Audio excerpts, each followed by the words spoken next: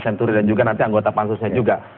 Ini sempat tidak berjalan karena KPK yang periode sebelumnya itu mengatakan belum ada cukup bukti, walaupun sebenarnya DPR sendiri sudah dengan membawa bukti bertroli-troli begitu ya ke KPK, tapi kemudian sampai hampir setahun lebih ini tidak ada disebutkan belum ada cukup bukti. Nah, bagaimana dengan komposisi KPK yang sekarang? Saya yakin apa Anda memilih? Ya, jadi sebetulnya tidak sulit untuk mengungkap kasus Bang Senturi ini karena data-data yang dimiliki atau ada yang tersedia itu cukup luar biasa. Ya. Satu dari BPK sebagai lembaga auditor negara yang tidak perlu lagi diragukan keabsahannya. Lalu kemudian yang kedua adalah hasil kerja pansus di DPR. Nah, dua alat bukti ini, dua sumber ini adalah cukup sebetulnya untuk membawa kasus ini ke meningkat jadi penyelidikan. Apalagi ditambah terakhir dengan suratnya Sri Mulyani kepada Presiden. Jadi mengkonfirmasi bahwa dalam suatu dikatakan bahwa penyelamatan Bang Senturi terjadi, mengapa menjadi membengkak, itu karena informasi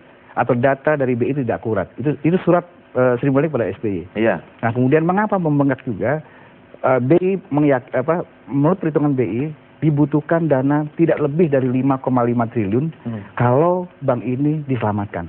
Dan kalau tidak diselamatkan maka kurang lebih 5,5 triliun diperlukan. Nah, faktanya kan 6,7 triliun. Nah, ini kan sudah menjadi alat bukti. Ada apa? Itu contoh alat bukti begitu ya. Dan ini sebenarnya sudah selesai kan? Di opsi itu sudah selesai. Kemudian sekarang DPR menugaskan lagi BPK untuk mengikuti aliran dana. Nah, sebenarnya mudah.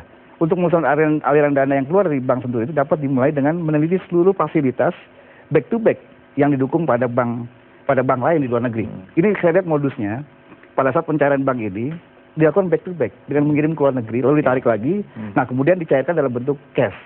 Nah, sebetulnya BPK dapat menelusuri aliran dana dalam bentuk cash ini. Perhatikan saja pada periode November, Desember, Januari, karena April itu ada legislatif, Julinya Pilpres. Lihat bank mana ya yang menyetor ke Bank Indonesia dalam bentuk tunai yang di luar kelaziman. Karena nggak mungkin orang narik ratusan miliar lalu disimpan di rumah.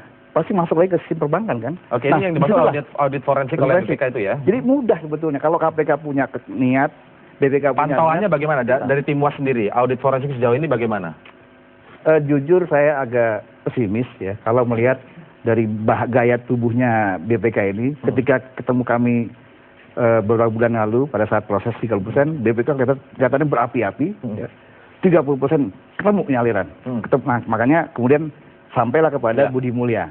Nah, kemudian juga diungkap ada 3 perusahaan penyumbang pasangan pilpres tertentu. Ini mesti diungkap.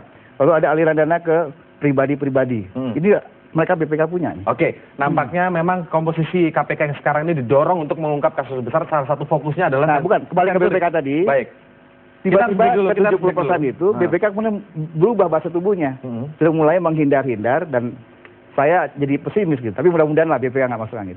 Mudah-mudahan nggak masuk angin. Nanti kita tanya bagaimana komentar Bang Ruhut. Karena lihat komposisi KPK yang sekarang ini rupanya Senturi juga akan kembali diangkat. Bagaimana tanggapan Demokrat? Kami akan segera kembali saat lagi.